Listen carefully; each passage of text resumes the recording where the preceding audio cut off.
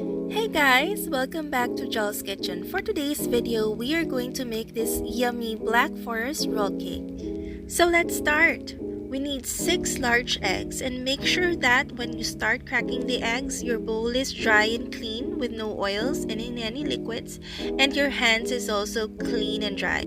This is to ensure that your meringue will fluff up properly in the soft peak stage consistency. Then let's add up 2 pinches of salt and whip it up in medium speed until it reaches into this consistency. Then we're going to add up 120 grams of white sugar in 3 batches. Now why in batches? So that the white sugar will melt easily in your egg whites. Continue beating your meringue in high speed until you reach the soft peak consistency.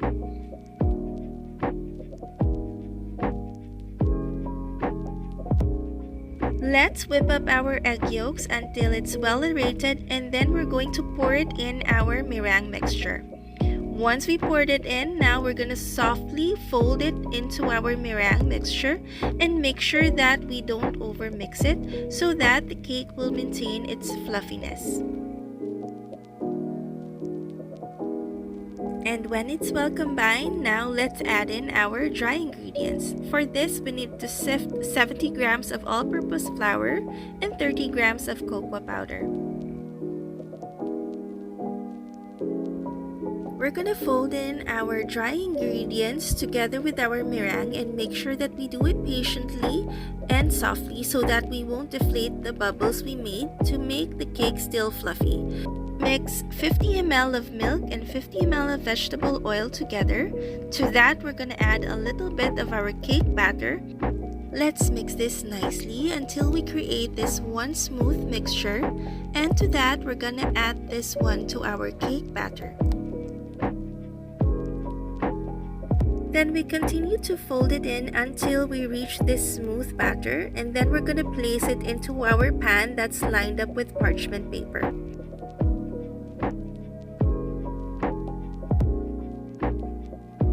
Let's scrape the bowl properly, and then let's level our cake off using a spatula. Once we're done leveling off the cake, now we need to tap the pan a few times on the counter to release the bubbles on our batter.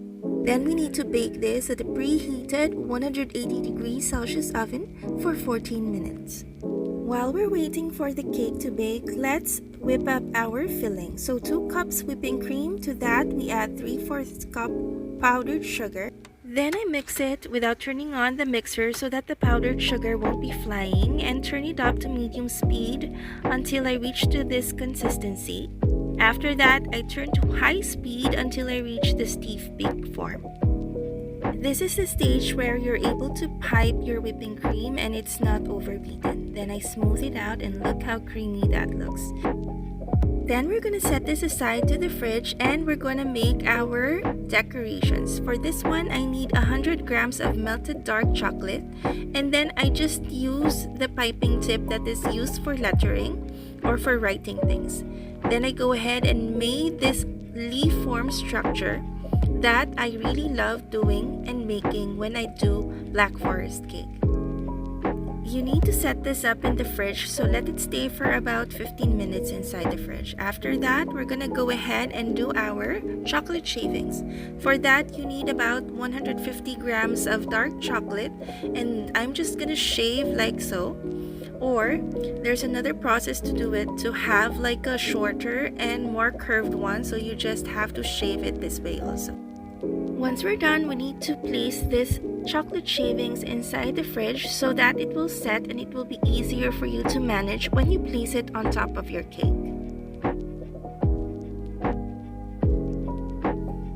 Now that our cake is done, let's place it over a cooling rack and gently pull it out from the pan. Now you need to be very gentle so that your cake won't break.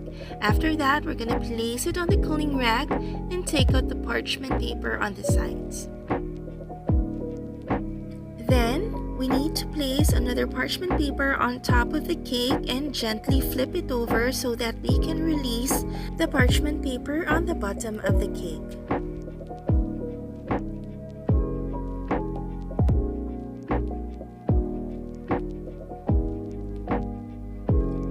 Once our cake is completely cool, we're gonna add our cherry syrup to it, making sure that you're not gonna be soaking it so much so that our cake won't break.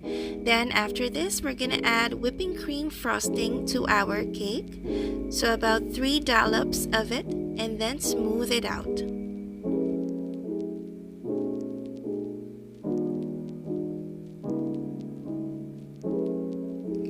And then we're gonna add our cherries. So for this one, I'm using the bottled ones and making sure that it's dried up properly before I place it in the cake.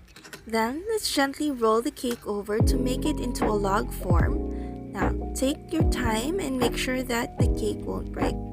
Then we're gonna tighten the roll more by pushing a ruler in to make it rounder.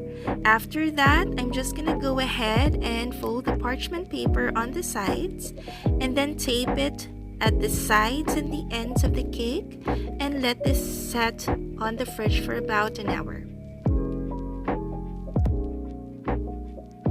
Now that our cake has nicely sat in the fridge for an hour, I'm just gonna take it off the parchment paper and then let's start decorating.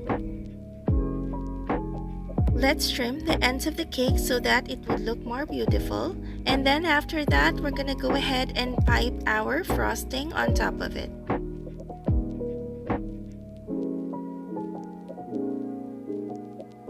Now I'm going to transfer it to a cake plate and then I'm going to pipe the frosting on. Piping makes it much easier than placing it on with a spatula.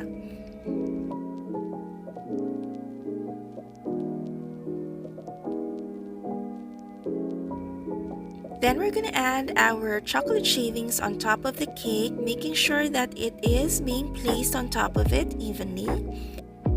Then we're going to clean out our cake plate. After that, we're placing swirls of whipped cream frosting on top of the cake, like so.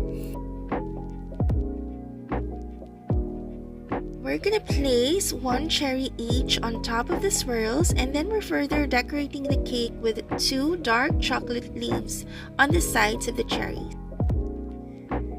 Now our cake is done. Now look at that pretty cake.